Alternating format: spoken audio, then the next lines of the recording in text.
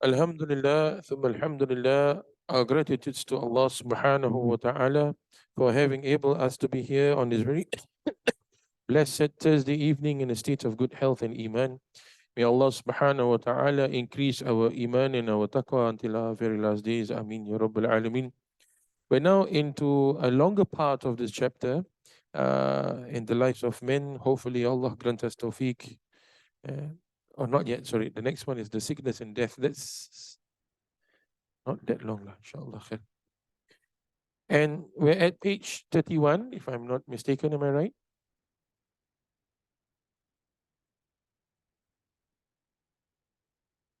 31, eh? Okay.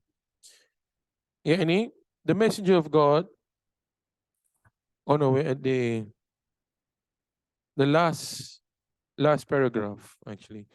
And so yesterday we spoke about what Imam Al-Ghazali mentioned about, yani that time is an illusion in that sense. If you don't take care of it, it will cut you. It's like a knife with two edges. Either you use it to cut, or it can be used to cut you. That means you're at the loss. Khusur, as mentioned in the Quran. إِلَّا الَّذِينَ آمَنُوا وَعَمِلُوا الصَّالِحَاتِ وَالْعَصْرِ وَالْعَصْرِ في الخسر. So that's the word. People are bankrupt. People are bankrupt. Verily, Allah swears by time. So what we need to find is the blessings in the time. And the umur, here the time here is not just the time allotted for a certain thing, but the blessings that comes in the umur, in our life. That's all, that is made up by this time, which Imam Al-Ghazali says is a capital. Either you use it for good, or you lose this capital that Allah has given you. Among the righteous predecessors, there were people who, if they had been told, you are to die tomorrow, would not have found scope to increase their good works. So constantly were they addressing themselves to the hereafter and occupying themselves with good acts. One of them told a man who had asked him for advice, see which things which it would please for your death to find you doing them, and keep doing them now. And see which things which were death to find you doing them, you will be displeased and abandon them now. So it's very, very important advice. Someone once came to me when I was working at the bookstore, and there was this. She's now a poet. Very interestingly, she came to me and she said, "If what books would you recommend to me if I were to die tomorrow?" In fact, Amira Aslam, she was the one who did this. She entered the bookstore many years ago, and she narrated the story before. And my answer to her was, if you're going to die tomorrow, why waste your time reading a book? Because you should be doing tawbah. That's what I told her. And she apparently she remembered that advice. So interesting. Because if you're going to die tomorrow, I mean, like how long will it take us to read this book? 1 month? Every day we're dedicating about an hour to be reading this. And still we're not finishing. We're not halfway past the mark as well. There's still a lot more, right? Why? Because we're talking about our lives, which means if you want to have good things in your life, you should prepare early. Or what if I didn't have the opportunity to prepare early? Then you have to do double at the age that you're at, in that sense. So this is what the Salaf, they were saying, is that if you were to tell them that they were to die tomorrow, it would not make any difference to them because they have been preparing for death since the beginning. You see? And if for people like us, people who are khusur, may Allah protect and forgive us and not make us bankrupt, then our priority should be even more focused compared to the people who are the Salaf. And so this is something that Imam Al-Ghazali has stressed upon, even in his Bidayatul Hidayah. How do we take care of our time? And that's the reason why, knowing that the awam, the people who are general, are forgetful, he does books like the Bidayatul Hidayah. And even in that, we're not able to practice it totally. We're taking bits and pieces of it. So we now need a reader to even Bidayatul Hidayah. Right? We now need a reader even to Bidayatul Hidayah. So this is the age that we live in. This is the age that we live in. In a hadith, You will find, be in the world as though a stranger or a wayfarer, and consider yourself one of the inhabitants of the grave. And also, what have I to do with the world? The likeness of myself and the world is that of a rider traveling on a summer day who found a tree, rested underneath it a while, and then went on, leaving it behind. So what the Prophet ﷺ says is, don't, he's not teaching us to be fatalists. There's two different things. But what he's trying to say is you need to have that focus. You see? So example, when we promise people to meet, example, an appointment, Abdullah tolong abang tu dia angkat makanan saya. You know, someone promised to meet me today. Someone promised to meet me, and what happened was, last minute, half an hour before the appointment, the person said I couldn't come because my mother is having my birthday celebration and I need to stay back at home to do the preparation. Of course, I was angry because I said everything has an adab, and the adab is not to inform this last minute because I could have done other things. I have prioritized you before everything else. And then the person went on saying that it is not totally the person's fault, but it's more of the parents' fault because now the parents need the person at home. Actually, these are problems that happens when people don't prioritize things. Like example, if someone were to ask you, can you meet today? And you know that it is going to be your birthday, of course you would just say, no, I can't meet today, right? It's logic, right? So even in prioritizing logic, kita dah tak ada. That's why one of the things that I want to do after this is to start a class on logic. Because people don't know how to think already. We're living in times people don't know how to think. People don't know how to articulate questions or thoughts or expression. Everything is just, they think what they do is right. Itu yang cara dia. Then, yeah. So because I tegur, I kind of commented on the person, and because of that comment, that person went to have an argument with the parents. I just said that everything needs to have adab. I'm not asking you to go and fight. So again, logic. This is what it means. We forget that we are only going to be here for a short period of time. And the Prophet ﷺ is not asking us to be fatalists and leave everything, no need. What he's trying to say is you need to prioritize your time. You need to prioritize your purpose. You need to prioritize things that will set you right in life. And the things that will set you right in life are the things of akhirah. Trust me. If you take care of your things for akhirah, you will already be given the guidance to take care of the things for dunya. And this is why Imam Al-Ghazali, if you read in his Jewels of the Quran, which is another book that I hope to have a class on, so he said, example,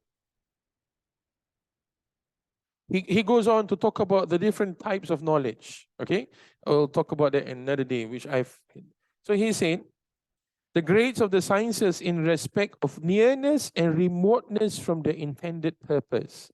Yani, sciences, ilm has a grade in respect of how much they bring you closer to Allah or how much they are remote from that purpose. You get what I'm trying to say? So that's why Imam Al-Ghazali has said, Fardu Ain is important. And a lot of people today, they are not able to think the way they are supposed to think. Is because they have not studied Islam properly. Knowledge. Ilm tak ada. And when you see people like this, one of the signs is that their lives are always haphazard. So when they have prioritized studying knowledge in Islam, they'll be slightly grounded. And this knowledge in Islam is divided into three. As Imam Ghazali has mentioned, Islam, Iman, Ihsan. So before that, he emphasizes on logic. So there was this story of this man who taught logic to his student. And then they have completed the logic learning. And then he told his student, okay, now in order to graduate, basically to get the ijazah, you need to go out to the market. Student went out to the market and came back. And then the Sheikh says, spend some time in the market. So he came back, spent some time in the market. Then the Sheikh asked him, so what do you learn? What do you observe? Nothing. Everything is the same. Okay, that means you have not studied. Learn another time. So upon completing the book, the Sheikh says, now go out to the market, come back and let me know what you've learned, what you observe. Came back, nothing. Second time, the Sheikh said, no, let's do this again. So he did logic the third time. And the Sheikh says, for you to graduate, you need to go to the market and observe things. And then he came back and he said, Sheikh, yeah, they all are using logic. What he studied is what people are logically what you using. Like what will attract you to buy a thing? Discount. So the guy is using deduction, right? Oh yeah, there's a discount, so I need to use this. So there's this logic process that goes on. But logic, if it becomes illogical when it is burdened with questions that does not make any sense. Jadi nonsense. That's the word, nonsense. There's no sense. Same thing, like how we should prioritize our life, it is based on logic. Like example, in logic, we are called the insan, the creation that has akal. So it's animal, haywanat bi akal, the haywan that has akal, that's what we are called. So logic tells us what is this is mantik lah basically. You guys study mantik at Khalid? Maybe, yeah. So it is the essence of a thing. So our essence is what? Insan, right? And then, but what is our essence? The genes is also is that we have akal. So we are insan, haywan, not insan. We are haywan with akal. Other haywan, tak ada akal. So that's how logic, there's a deduction, there is this word, tasur, apa, and then how do you come to this? So the guy finally said, for him to graduate, he came back, actually, everybody's using logic. Then the Shaykh says, now you understand, now you graduate already. Because he was not able to see the science that he studied around him. Same thing, when you study Quran, are you able to actually see Quran? When you study the lives of men, misal, and fardu ain and sharia and tasawwuf, and are you able to see this around you? Kalau tak, then belum belajar lah. That observation, that knowledge is not, is not absorbed by the being. Jadi, this is what the Prophet said. The life is just what? Momentarily, we're travelers. And this, if we now read this with the lives of men in our heads, then this would have a deep meaning. If we were to explain this one hadith, it will take so long. This many, 14, 15 days or 16 days that we've been, because I had a break, right? About 15, 16 days of lessons just to understand, to come to this hadith, that life is that you stop for a while below the tree, and then you for a short rest, and then you continue living it. What have you left? This dunya. So this is logic.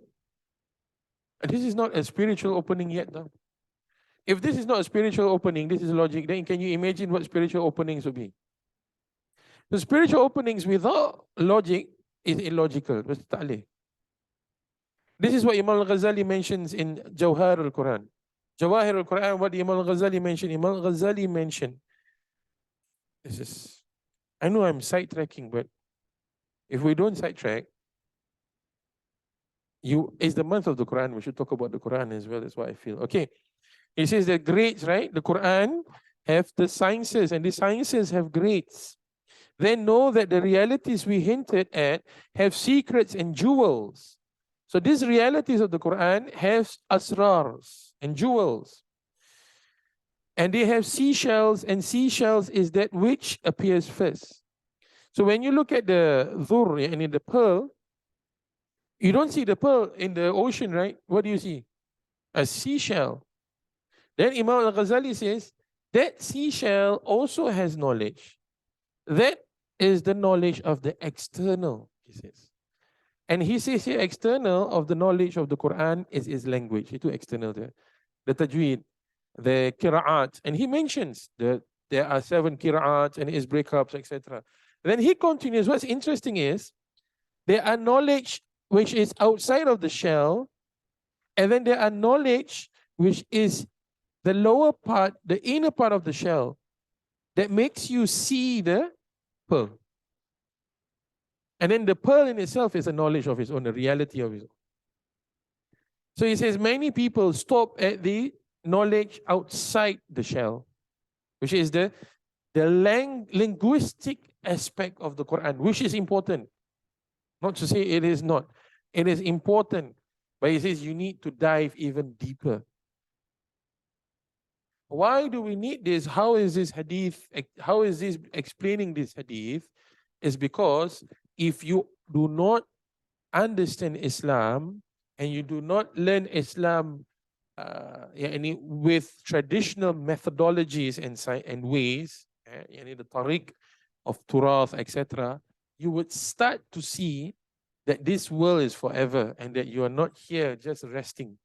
Because you end up taking the external sciences of Islam as that's it. And that's why people are leaving the Sunnah of the Prophet from 8:20 to 8 to 4. Like today I was walking here and we have a mama store below, right? Wallahi, I saw 2 Muslimah, young Muslimah in the early 20s, one with hijab and one without, drinking water in a time of, and as though there was nothing wrong. Of course, they have the right to drink because they're not fasting, true. It is a secular world, they can do whatever they want to do. But as Muslims, then we have not understood the month of Ramadan, not even fasting yet. The month of Ramadan. I mean, it's about respecting the month and what it brings. So it is people like this who have this kind of adab, or it's not adab, it's adab, it is the wrong adab. And this is what causes a lot of confusion in our community. And then they start to say that, I feel like Islam is not helping me spiritually. That's because they have not understood Islam and they have not dedicated their life to learning Islam properly. And that's the only way for you to find peace and solace. You need to learn. And then tariqah makes sense, tasawwuf makes sense, dhikr makes sense, Quran makes sense, the hadith of the Prophet makes sense, and respecting Ramadan and the people who fast makes sense. If not, they're leading a life which is nonsense. Wallahi, it's nonsense. It's a good thing that Ali is drinking from a Muslim store. Right? So that's why we need to systematically teach people Islam, and also not just take traditional, that's it, but understand that traditional now is being taught to people who are secularly trained to look at things. How do we value things in this day and age? So that there's that gap. It is not just about adapting to the times. No, because the times might not be the right times. So if it is the age of ignorance, then why do you want to adapt yourself to that age? Doesn't make sense. If it is the age that people are not able to focus and people function with anxiety, then why do I want to adapt myself to that age? Instead, what we should be doing is understanding the age and then see how we can reach out to the people during their age without losing these gems, these pearls, these jewels that Islam has brought for us. And there's a beautiful saying from Sayyidina Isa alayhi salam, which is what? Do not place the necklace of gems on the necks of swine. Do not place the necklace of gems on the necks of swines. Which means what? Don't put things, jewels, these precious things on places or people that might not be fitting for it. So how then do you make the people fit for this? It's non-judgment. It is basically saying everything has a condition, everything has a requirement. If it is not about judgment, then tomorrow I should be accepted to be the Minister of Home Affairs. If you don't, then you're judging me. Tak boleh kan? Cannot, right? Because there are requirements, right? The same thing. This knowledge, this reality of Islam, these ideals of Islam has requirements. And for you to actually benefit from those realities, you need to feel the peace, to get the barakah, to understand the opening, and to lead a life which is um, not in a mess in that sense, a life which is organized and it has focus and purpose, then there are requirements for that. It is open to everybody. It's open to everybody. But how much of the requirements do you work yourself to? That's important. The mujahadah, right? Our righteous predecessors, may Allah show His mercy.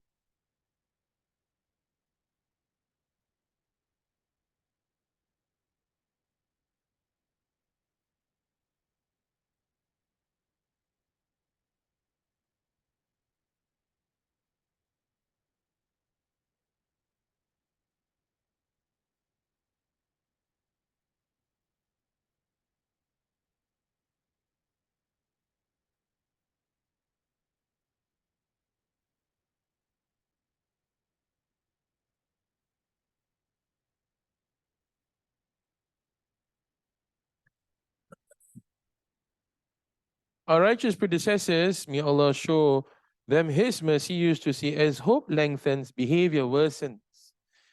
And the Prophet ﷺ said, the early members of this nation will be saved through renunciation, zuhud, and certitude. And the latecomers among them will perish because of greed and long hopes. And Sayyidina Ali karamallahu ta'ala wajhu says, that which I fear most for you is following your passions and harboring long hopes. For following passions obstruct ones from the truth, while long hopes renders you forgetful of the hereafter. There can be no good in hopes which causes us to forget the hereafter. And it is this kind that the Messenger sallallahu alaihi wasallam sought protection from by saying, I seek your protection from every hope that distracts me. And one of his prayers was, I seek your protection from a worldly existence that prevents the good from the hereafter, from a life that prevents a good death, and from hope that prevents good acts. So this is what it means. The hope, having long hopes, and any in dunya, because dunya is only momentarily. So this does not mean, do I give up my youth? Do I give up my aspirations? No. Have your youth, have your aspirations, have your whatever you wish to do for dunya, but it must be guided and you must be protected from the snares of dunya. And that is the reason why zuhud is key in tasawwuf and tariqah. And Imam al-Haddad is reminding us again that the only thing that will save you, according to Prophet ﷺ and the Salafus Salihin, is zuhud. Zuhud here is not having the love of the world, not having the world. Because the Quran did mention, take what is yours from the world. Take what is yours from the world. Take part of the enjoyment of the world. But do not fall into the traps of the world. And the reason why we have all of our problems with depression, etc., is because we have too much long hopes. And Liana was just sharing with me that people just go on their phones and then they go into this rabbit hole. They just continuously carry on, and then they don't know how to come out from the rabbit hole. So it's as though they are here, but their minds are stuck with their phones. Their minds are stuck with the scrolling of social media, etc. And that is actually creating long hopes. And that's why when we come for uh, religious classes which actually focuses on the hereafter, then we understand that this is long hopes. There's sometimes, they promote it as self-love, etc. You know, I believe in having self-respect, dignity, not self-love. It's two different things. Because when you actually love yourself, you would respect yourself. But sometimes we use this self-love to validate our nafs. But dignity and respect does not validate the nafs, but in fact, it creates a certain awakening that, I'm not respecting myself. And people who don't respect themselves are people who have long hopes and do all these crazy videos on TikTok, like walk off a building or something like that, or they do pranks on their loved ones, on their mother or something, just to make people laugh. These are the people who want self-love, but they do not want self-respect. Two different things. Imam al-Haddad, in what he's teaching about approaching death, is to approach death with that self-respect. We have to approach death with dignity. And the people who can do so are those who are not attached to the world. And the problem with people today is they want Islam as a self-love Islam, not a self-respect Islam. That's the problem. They don't have this criterion to be able to differentiate. Rasulullah taught self-respect. He didn't teach self-love. People who have self-respect are people of the Badr. People who have self-love are those who didn't want to participate in it. But they talk about it. People who have self-respect are the people of Badr. People who have self-love are the Quraysh, who wanted to battle the Prophet ﷺ and who drank themselves to their contents the night before, and they were partying basically. And that's self-love. And that's this day and age, people cannot differentiate this. And they expect people, and this is the sad part, they want people to validate their self-love. It's okay for me to be who I am. Like if I don't come for a meeting or what, if I'm late because I have to help out at the birthday party, it's okay because it's me. That's self-love. But people of self-respect will say, no, that's not okay. Because you're infringing on my time. And you are the one who approached me, you asked me to meet. So I've given up my family time, my other time for this. And I could have given this time for someone else who really wanted to talk. That's self-respect. I respect myself and I respect the work that I do. And I respect others who are seeking for help. That's Rasulullah was self-respect, not self-love. So if there's any other asatiza that talks about it, then you need to tell them, you need to correct them. Because they're neither proper psychologists nor either proper ulama, and then they just end up confusing people just because they can get the audience. And that's people of self-love.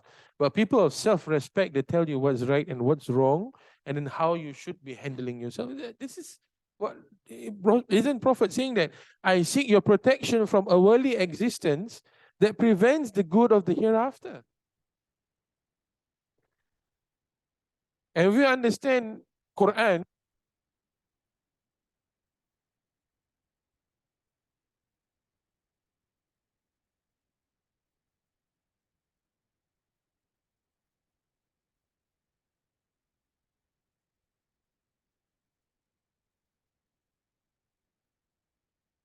If there's anybody who knows what you need in terms of walking to Allah and being close to Allah, is Imam al-Ghazali. And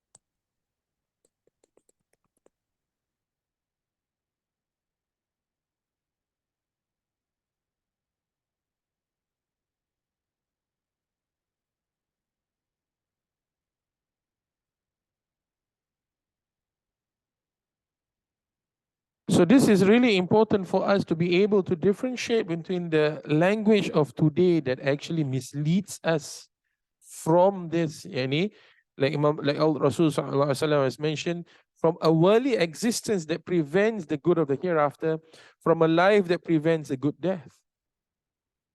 How can we have a good death if we are still clinging on to self-love? Which is what? Nafsullah. Because self-love trains you to look at yourself perfectly. Well, self-respect says that you need to be looking at yourself in the mirror and really acknowledge the things that needs correcting. And that's what Imam Al-Ghazali mentions here. He says that the Quran, the light, you want to look at it. And he mentions this beautifully. He says,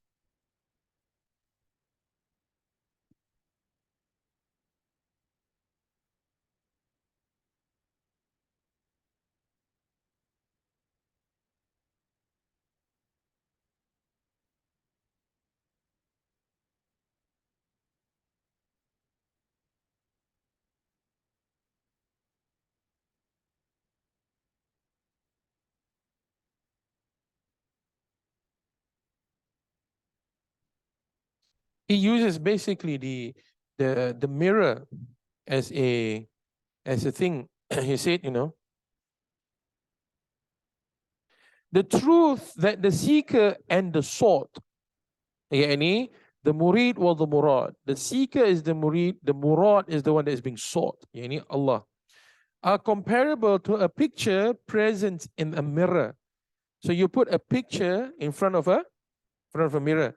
The picture is not revealed in it because of the rust on its surface. So you cannot see the picture in the mirror. Why? The mirror is rusty. Why? Because in the past, mirrors were made from highly polished metal. So if you can't see, it means it's different from today's mirror, which is made from the glass, etc. Mirror of the past were slightly different. When, however, you polish the mirror, the picture is revealed in it.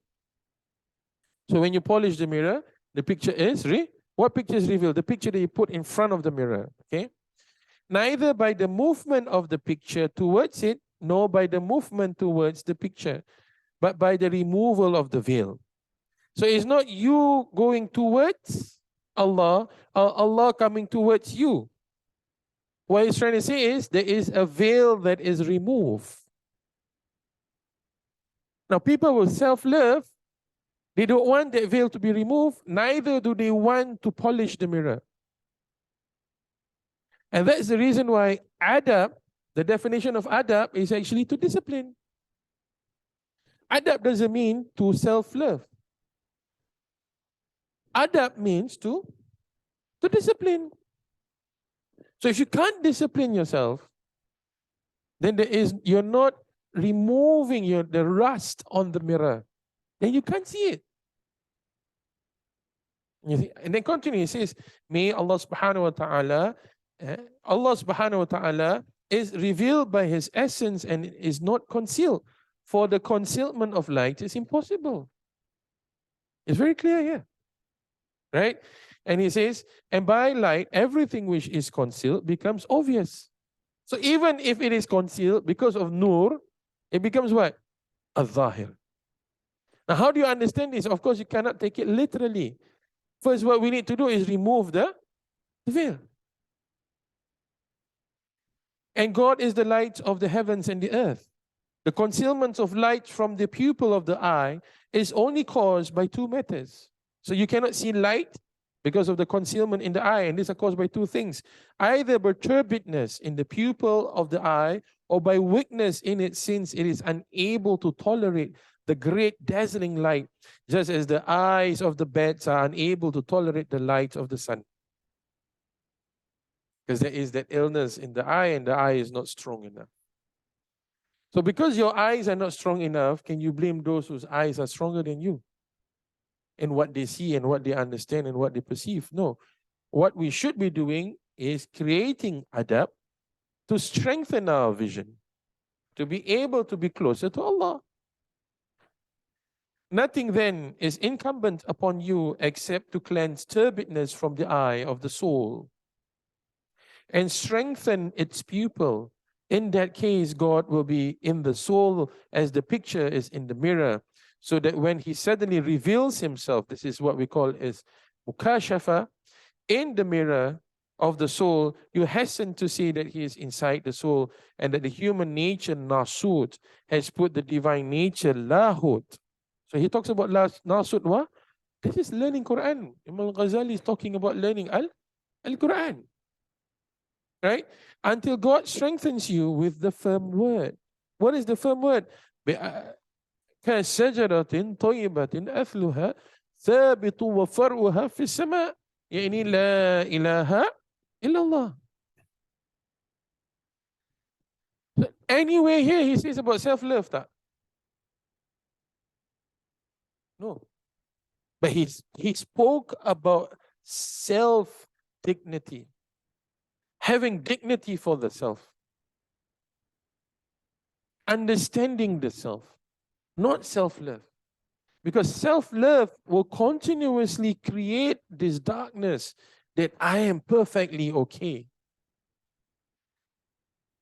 But self-dignity, having dignity of the self, will automatically tell ourselves, this is right and this is wrong. What I'm doing is right and what I'm doing is wrong.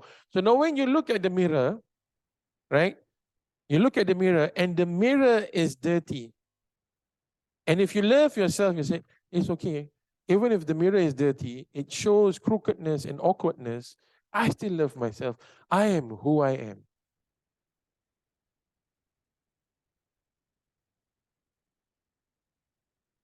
And that will always make you think that your destination in life is the tree. You resting in the tree is that destination. But people who have understood self-dignity and understand what dignity of the self means, then when they look at the mirror and there is something wrong with the mirror, I need to polish it. So who is actually making that one step closer to Allah? Self-love or self-dignity? Dignity, because that dignity that you polish with is with the sunnah of the Prophet sallallahu alaihi wasallam, with the knowledge of the Quran, with the dhur, the pearls, with the jawahir that we can find. And then when we understand the knowledge, this knowledge and how important it is for ourselves, and can we actually look at life and say, you know what, the self-love is bringing me nowhere. But self-dignity is what I need.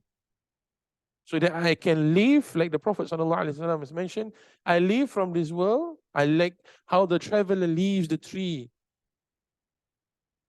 It's not as though you did not take rest in the tree. You took the benefit from the rest in the tree. But self-love says that you need more. Well, self-dignity says, take what you need, move forward. And that's why people today have very little dignity and very little understanding of dignity.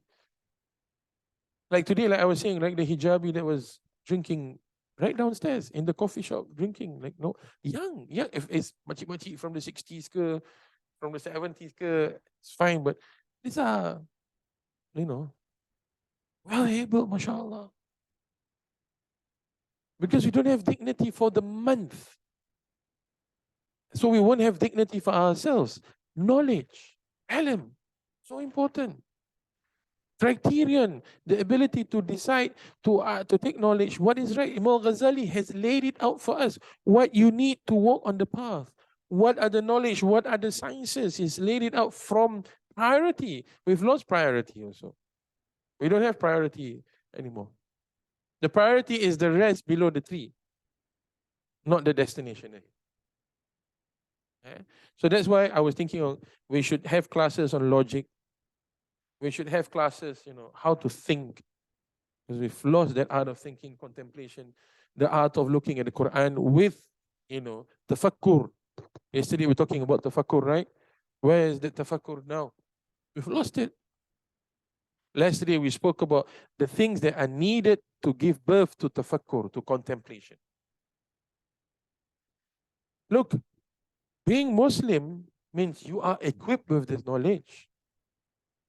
Not just by institution, but by virtue of knowing the Shahada, it must create this thing within you that you want to know more about what you have just professed to. And if that inclination has not started, then we are still like slumbering in our world, in our dunya. And that's why we have all of these problems, anxiety, depression, because all of this misguidance that we're getting, even from our asatizas, when we talk about today's modern context of things, self-love. Self-love, you bring it to Imam al-Ghazali, see what he says about to you about self-love. That's why it's about dignity, self-dignity. And wallahi, scholars have written books about self-dignity. Do you know that? It is not a not studied aspect of Islam. It is studied academically as well.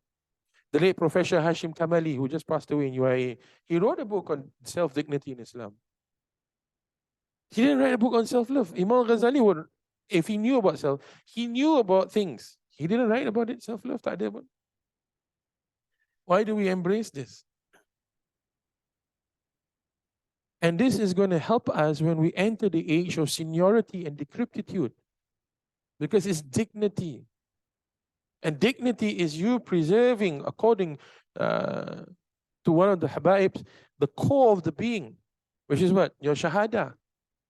So all of this, basically, the stages of the lives of men and your journey in life with the tasawwuf and tariqah is you preserving your ashhadu an la ilaha illallah wa ashhadu anna Muhammadan Rasulullah. And then it will create these concentric circles. Shahada, Islam, Iman, Ihsan. We might think that it is going in and going out, but actually it is the outer that is protecting the inner. The Ihsan protecting the Iman protecting the Islam. The Islam fuels the Iman fuels the Ihsan. So it is a continuous process of moving in and out. Then that's what strengthens us. Now, people just want to take Ihsan without Iman. Susah. People want to take Iman without Islam. People want to take Islam without Iman, without Ihsan. Mustahil. Eh? When the heart fills with the sensation that one will remain long in the world, then most of its attention will be devoted to making one's worldly affairs proper, and one will become heedless of the hereafter and gathering provisions for it, until death takes one by surprise and one meets God bankrupt of good works. Then one will feel grief and remorse which are no longer at the least avail, and say, would that I had sent before me some provisions for my life. And also, in other verse, Lord, send me back that I may do right in that which I have left. So this is the importance about prioritizing knowledge, number one. Prioritizing your good works.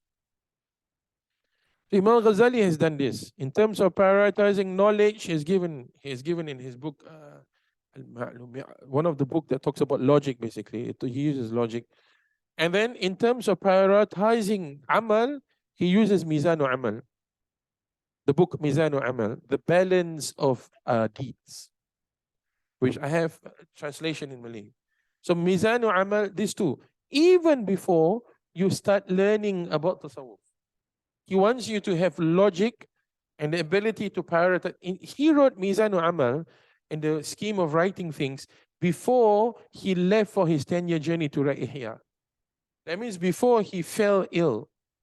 Remember, he had a point of time where he was in a stage of he was like in a state of deep depression, right? And the physicians could not cure him. The physician says, "This is not our work. This is the work of the physician of the heart." Because Imam al-Ghazali finally realized in his 32 years of living and being the top seat for the Ahlus Sunnah wal Jama'ah. That means he's the top scholar in the Ahlus Sunnah wal Jama'ah world. All scholars are below him. Scholars said that when he entered a room, he will enter with that sense of arrogance. And he can floor any argument. You throw anything to him. That's why his sheikh, his teacher, Imam Juwaini says, he is an ocean that will drown you. That's what he says about Imam al-Ghazali. He is an ocean that will drown you. Some people say, oh, he is an ocean of knowledge. Khalas. For him, he is an ocean that will drown. When he came to meet his teacher, the first thing he did was he took the work of his teacher and he summarized them for him. And his teacher says, go and teach. You can teach my work already. He summarized the work of his Imam Haramain, Juwaini, who is a student of Imam Ash'ari. He summarized that work, and that work is used till today. So you talk about scholarship. Islam, we have some of the greatest scholars of our times, of any times, if you were to ask me. Imam Ghazali was one of them. How he can floor people just like that. And that's why Imam Ghazali is very strong in mantiq, logic. Very strong in logic. And logic was something that we Muslims had, we threw it away. For whatever reason, Allah knows best. Right? And that's why today we talk about all this modern new age spirituality in place of traditional spirituality that actually erects our backbone. Because this modern new age spirituality just kills you. Doesn't bring you to your purpose. So it's really important that we look back at this. How Imam Ghazali. So Imam Ghazali, he says that Mizanu Amal and logic, very important. So what is Mizan al-Amal? Talks about the character, what are the outcomes of patience, what are this and that's what the Amal. It's not about, oh, must you do this Amal, then you get this Amal. No, it's not that. It's how do you approach deeds? What kind of person must you be to approach these deeds? But today we take Imam Ghazali only at Bidayatul Hidayah. Dia bukan ustaz kampung. He was the teachers of teachers, man. Yeah, he was the teachers of teachers for 1,000 years. Imagine his work is still being used 1,000 years now. We can understand his work probably easier than some of the new age things that pop up. That speaks volumes about Imam al-Ghazali, rahmatullah alayhi. Okay, sickness and death. There are some readings here from Imam Suyuti that I'd like to share about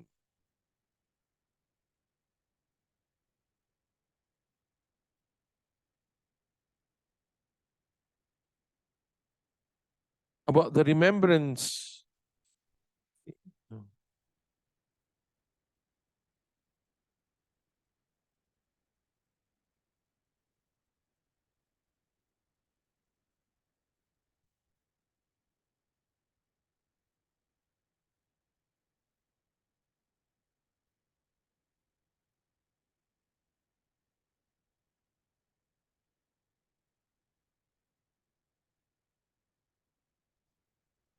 Tadi baru baca.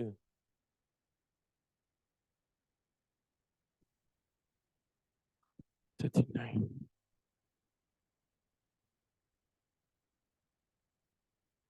No, it's not this. Talking about having hope and this, yeah, and in some of the signs of Husnul Khatimah. Some of the signs of Husnul Khatimah.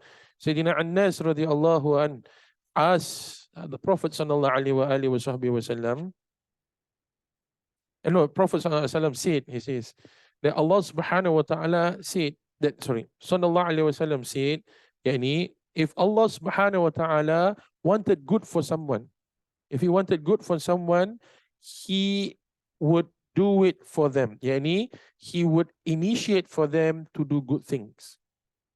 Okay? And then he says, what are the good deeds, Ya Rasulullah? What are the good things? He says, Allah subhanahu wa ta'ala will guide that person to do good, amal and salih before their death. So how would we know if that person has a good ending? Is that before they pass away, they have been engaging in good deeds. And like I've mentioned before, Allah subhanahu wa ta'ala will send us reminders of death 60 years before we die. 60 years before we die. And some of the reminders of death, number one is what? Huh? White hair, good. Number two, illnesses, correct. Good. Number three, one, I added this is the old age, lupa. And then also Rasul, because he is one of the greatest reminders of the Quran. So Allah will give us knowledge, give us guidance to prepare us for our death. And this is important. So if you start early with this, then Allah subhanahu wa ta'ala hopefully will allow us to istiqamah and have a good ending, inshallah. Again, like we've mentioned, death, it doesn't look at age. Can come to the young ones, and the senior ones can outlive the younger ones. And there are hadith that speaks about parents who lose a child, parents who lose 2 children, 3 children, 4 children, 5 children. That means their parents would outlive their children, and the most difficult thing for a parent is to bury their own children. And that's why learning the lives of men is really important. Because then we can see how generous Allah subhanahu wa ta'ala has been, that He allowed us to, first of all, meet Ramadan, number one. Allow us to put our heads in terms of sujud to Him. Don't think that it is us who do it. No, it is actually from the permission of Allah and the power of Allah that we're able to do it.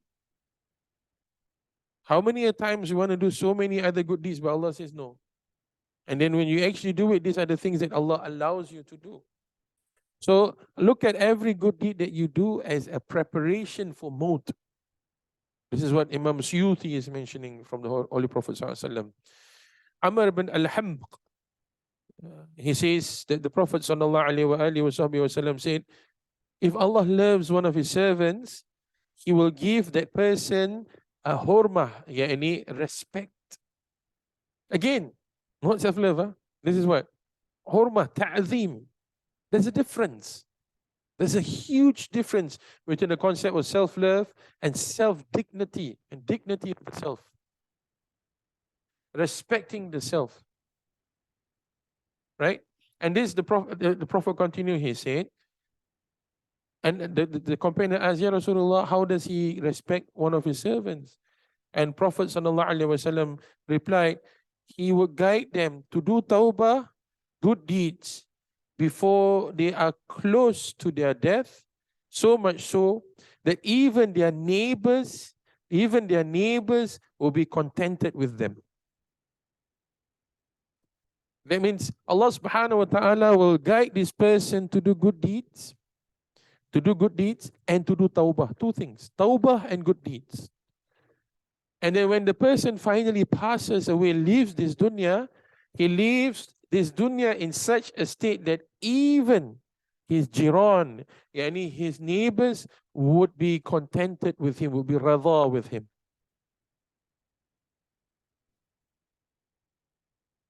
These are some of the signs of husnul khatimah.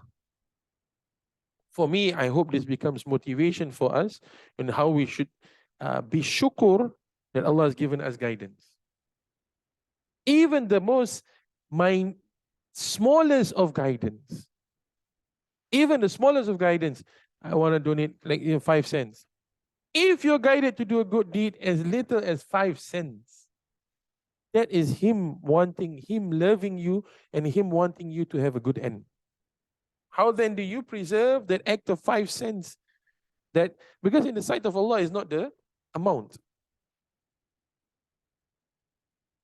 And if the person is ikhlas, of course, then the amount makes a difference. But if not, then what good is it? You get what I'm trying to say? Ikhlas. The maqsood. The maqasid. Now talk about maqasid kan. Cakap semua pun ada maqasid. The maqasid of tasawwuf is ikhlas. That means the goal of tasawwuf is sincerity. And these are the marks of people who are sincere in their deen. So much so that even when they leave this dunya, Allah subhanahu wa ta'ala will guide them. Sometimes we don't know. And so we hear of so many stories of people when before they pass away, they do such and such a good deed. They did this, they prayed, did this and that and this. Those are signs of husnul khatimah that Allah has accepted. And if someone comes and brings up their past, dia ni dulu gini, and then you should say, yeah, but before he passed away, he did this. And according to the Prophet, that is a sign of husnul khatimah. We are now we are sure about him. We're not sure about you who carry tails, man. We're not sure about you, orang yang bawa mulut. People who, bring these tales and spread rumors and lies. That's why Allah says in the Quran, be careful of people who brings you stories. Be careful of these people. And then, this is from Hadith Marfu from Sayyidatina Aisha that the Prophet ﷺ says, if Allah subhanahu wa ta'ala wants good for his servant, he will send a few angels to that person before he dies. He will send angels to that person before he dies.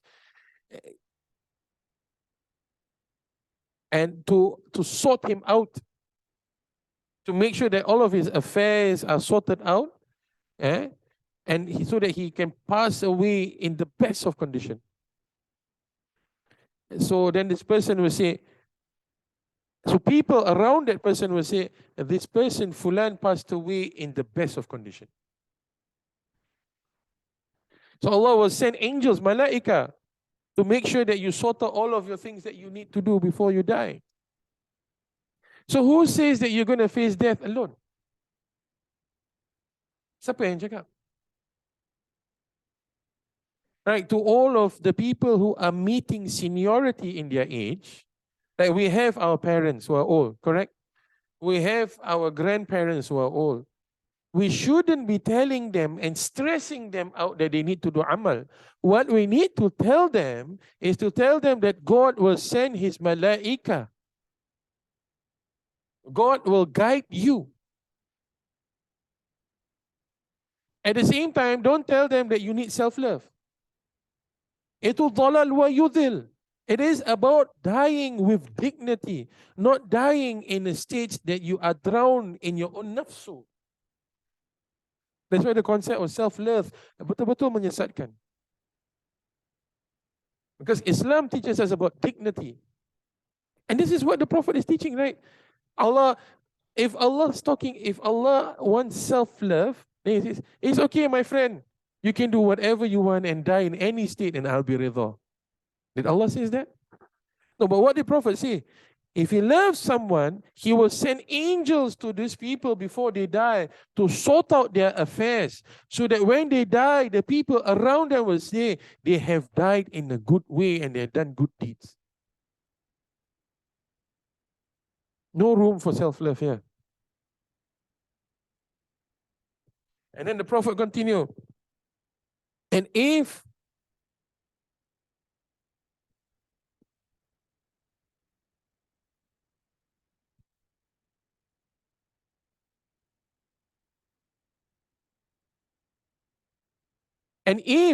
he knows, and when death comes for these people, death comes to welcome them, and they see what is being promised for them, they would ask their ruh to quickly leave their bodies.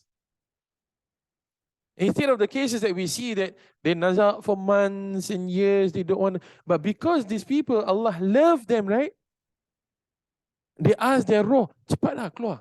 And we see this in Sayyidina Bilal, radiyallahu anhu. Because Sayyidina Bilal says, and the wife was around him and says, woe unto me, what a day, because he was having his nazar. And he says, shut up, O woman. He says, this is the time. I'm celebrating. This suruh diam. Because he sees what his wife doesn't see. Like Sayyidatina Aisha says, when his father, Sayyidina Rasul, as a husband, Sayyidina Rasul was passing away, what is going to happen? She says, keep quiet. This is a good time. Because they see it, you don't. You're still in Nasut. So Allah has said they want their ruh to be out. Sayyidina Uthman, when he met his Prophet Sallallahu Alaihi Wasallam, Abu Bakr Siddiq, Sayyidina Umar, in a dream, he says, won't you do your iftar with us? I'm coming. Kalau self-love, Can't you come here and do iftar with me instead? But this is dignity. I'm coming. Itu bezanya. That's why Muslims today are not functioning. We don't understand our lives. We don't understand the intervention, how many intervention Allah subhanahu wa ta'ala is sending to us despite our misdeeds. Kita tak tahu. That's why we look at death as something which is ada mati dah lah. We don't understand that the Prophet ﷺ is still alive. We don't understand how our arwah is still interacting with us. And that's why our religion, we have people today sitting down at the kedai kopi wearing hijab, youngsters wearing hijab, drinking like this, no one's business, chit-chatting. No respect for the month at all because we have self-love and not self-dignity. That's our problem.